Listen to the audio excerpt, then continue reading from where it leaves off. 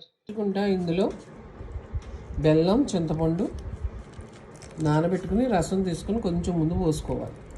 వేప పచ్చడికి చెప్తున్నాను. తర్వాత అరటిపళ్ళు, ఒక 2 అత్తనాలు అరటిపళ్ళు తెచ్చుకొని ఇలా కొంచెం మెత్తగా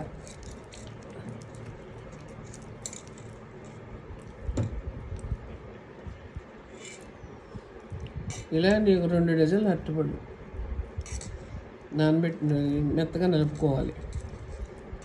మనకి ఎంత చిక్కగా కావాలంటే అంత చిక్కగా వరకును. తీపి చూసుకుని పంచదార బెల్లం సరిపోకపోతే కొంచెం ఇంకా పాకం అక్కడ ఉంది. ఇలా ఈ పాకం ఇలా పాకం చూసి, పాకం అంటే పంచదార బెల్లం నీళ్ళల్లో వేసి నానబెట్టి కరగబెట్టి వాడకట్టుకు పెట్టుకున్నాను నీళ్ళవి. తీపి చాలకపోతే కొంచెం పోసుకోవడం. ఇవన్నీ అయిన తర్వాత అరటిపళ్ళు మొత్తం నలిపిన తర్వాత ఇలాగ గుజ్జు తయారవుద్ది. దీంట్లో తీపి పులుపు సరిపోయిందో లేదో ఒక్కసారి చూసుకోవాలి. కొంచెం చేతి మీద వేసుకొని చూసుకొని ఏది పులుపు ఎక్కువైతే కొంచెం బెల్లం వేసుకోవాలి. బెల్లం ఎక్కువగా ఉంటేనే బాగుంటుంది. ఇలా వేసుకున్నాక ఇందులో 20 రకాలండి. ఇవి ఖర్జూరం ముక్కలు కోసి వేస్తాం. దానిమ్మ గింజలు, ఎండు ద్రాక్ష, మామిడికాయ ముక్కలు, తెల్ల కిస్మిస్, శనగపప్పు,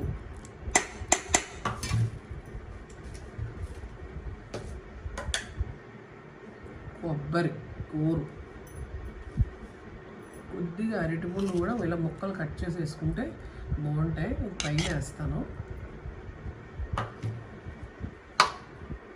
ఇవి యాపిల్ ముక్కలు. ఇవన్నీ అయ్యాక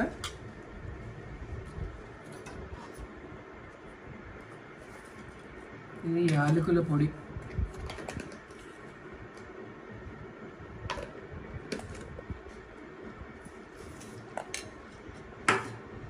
ఫైనల్గా లాస్ట్లో నెయ్యి.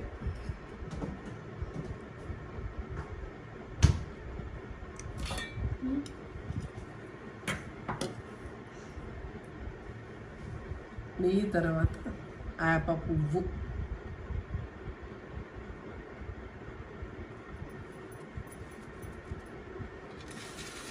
అన్నీ వేస్తాను. ఇంకా చెయ్యి పెట్టక్కర్లేదు.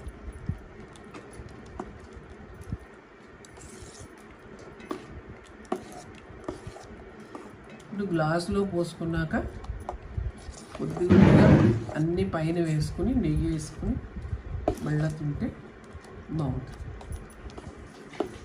ఇది వేప పచ్చడి. టేస్ట్ చూడు దత్తు, టేస్ట్ చూడు.